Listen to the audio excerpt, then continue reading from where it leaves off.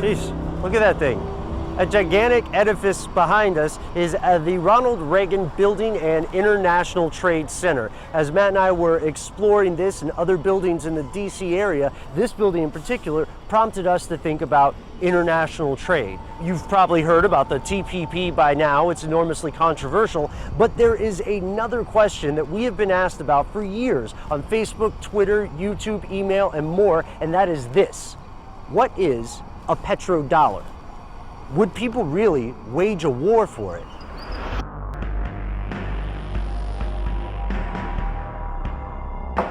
Here are the facts. Every country on the planet is also a financial trader, hoarding currencies, bonds, and other financial instruments as a way to retain stability during uncertain economic shifts. Today, the US dollar has often been called the world's reserve currency.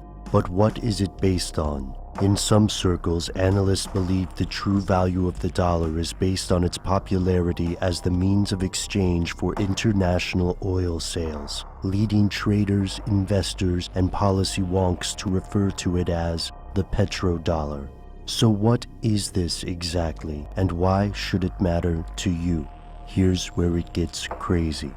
The petrodollar may have much more of an impact on global stability or instability than it initially appears. According to author James Rickards, the US dollar has been the world's dominant reserve currency since the Bretton Woods Agreement in 1944, which set forth global rules for monetary policy.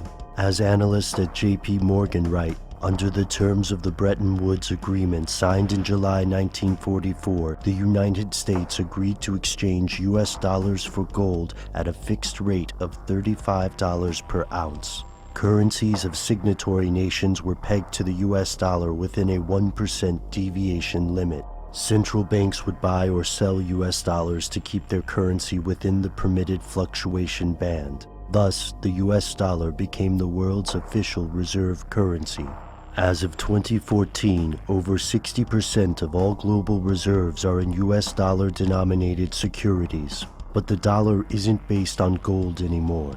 Rickards argues that the dollar has been propped up by the petrodollar, the use of currency as the primary means of trading fossil fuels. According to the story, in the 1970s, Henry Kissinger approached Saudi Arabia with an intriguing offer. The US would guarantee the continued security and rule of the House of Saud if they agreed to price all oil in US dollars. According to Rickards, the arrangement soured when President Obama initiated détente with Iran, a move he argues Saudi Arabia saw as an act of betrayal. This, coupled with other factors, the changing trade relationships, the current energy boom, and more, may spell trouble for the US dollar's position in the world order of cash. So how far will the US go to protect the status of the petrodollar? Some theorists such as Jerry Robinson, William R. Clark, and F. William Engdahl believe protection of the petrodollar is the ultimate cause for many recent US wars, including the invasion of Iraq and the toppling of Gaddafi in Libya.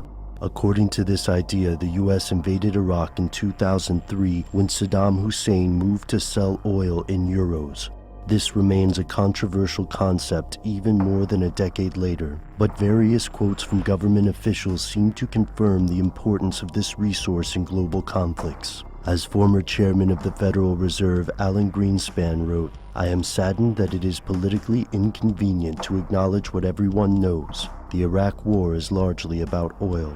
For years leading up to and following the various wars, invasions, and attacks in the Middle East, the US official line has referred to stability. But stability of what? According to Rickards, Clark, and others, that's something they don't want you to know.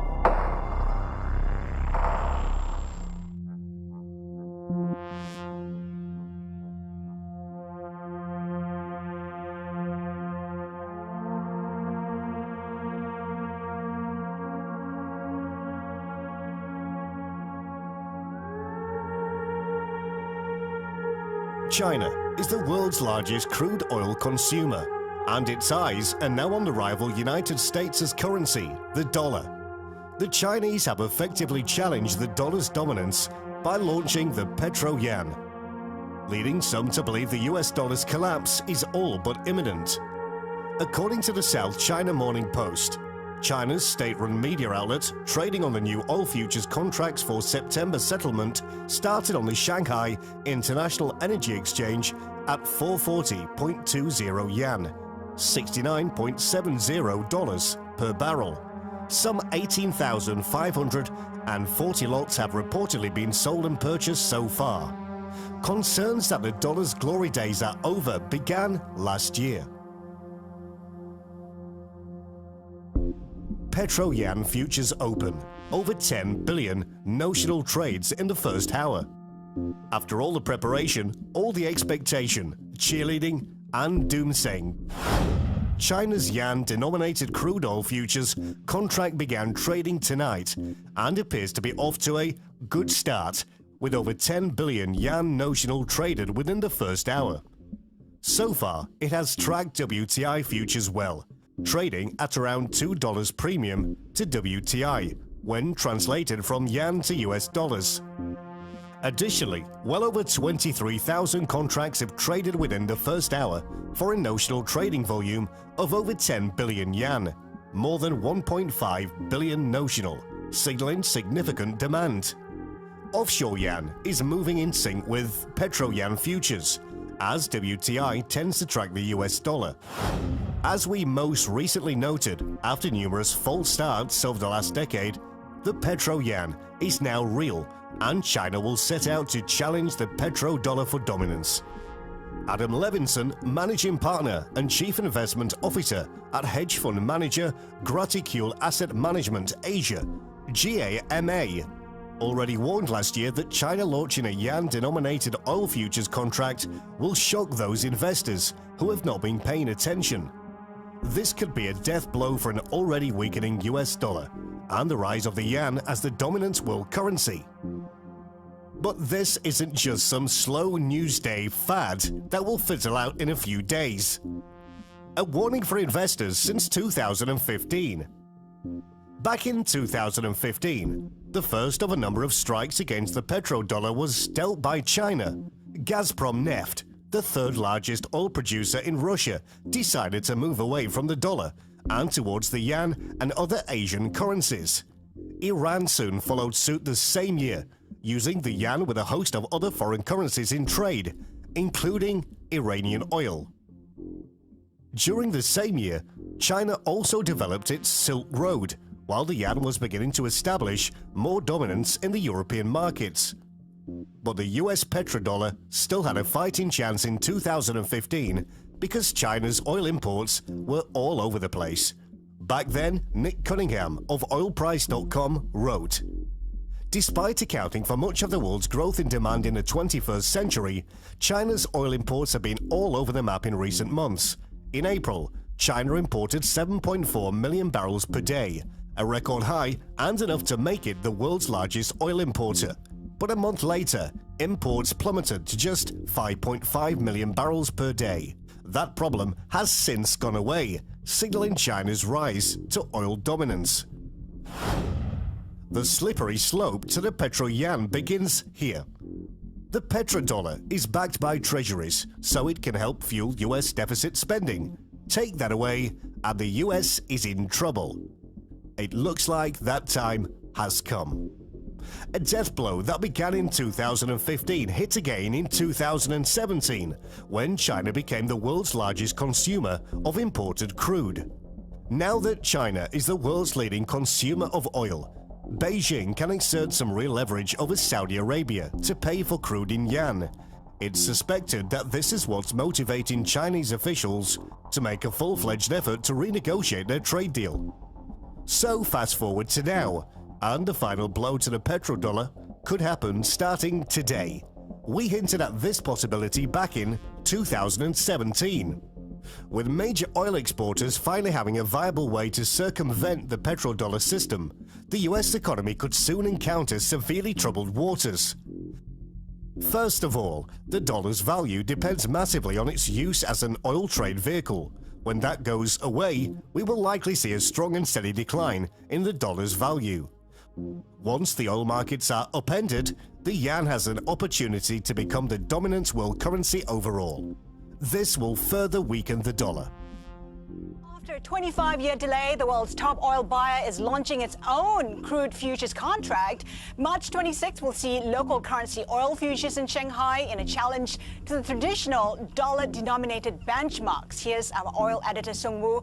Sung Woo, what does China aim to achieve by introducing this contract? What China is hoping for is eventually challenge the dollar-based main crude oil benchmarks, namely Brent crude and West Texas Intermediate.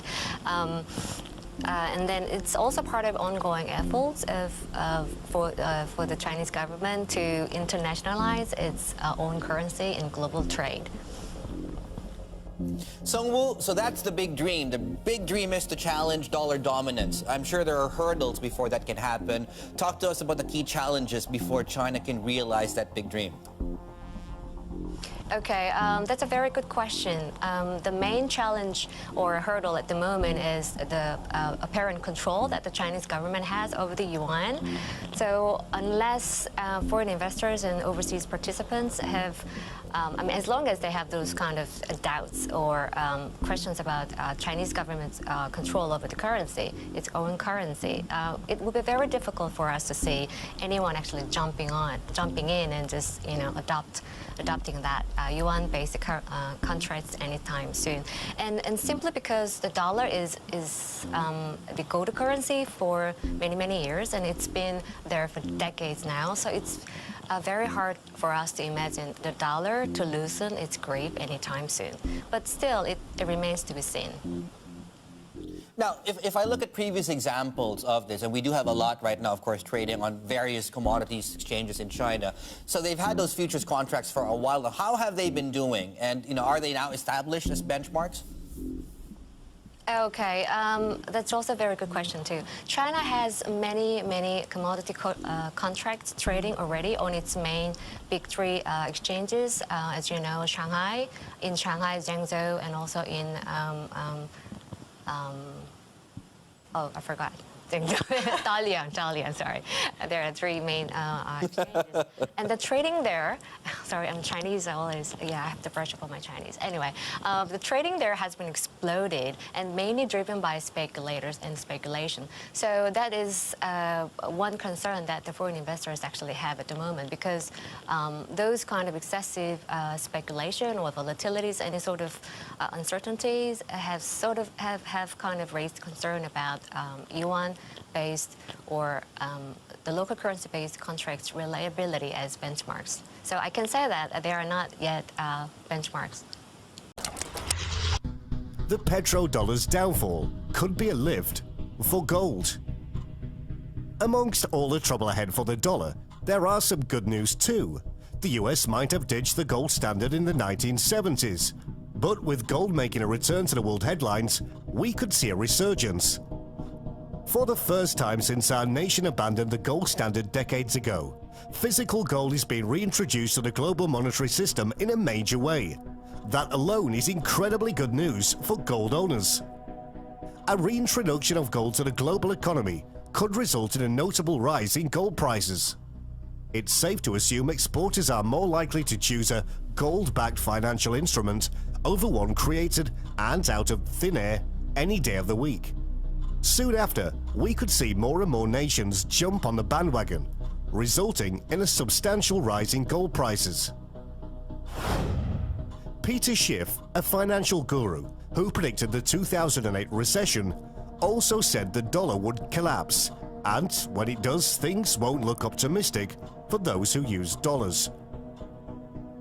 Although Schiff holds firm that the consequence of the Federal Reserve manipulating the economy will be the crash of the dollar, the Chinese Petro-Yuan could also play a role.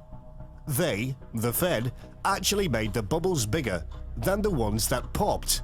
So now the dollar's collapse is going to be that much bigger, because it's now a bigger bubble with more air to come out of it. And I think that they have no more tricks up their sleeves. When this happens, it's over.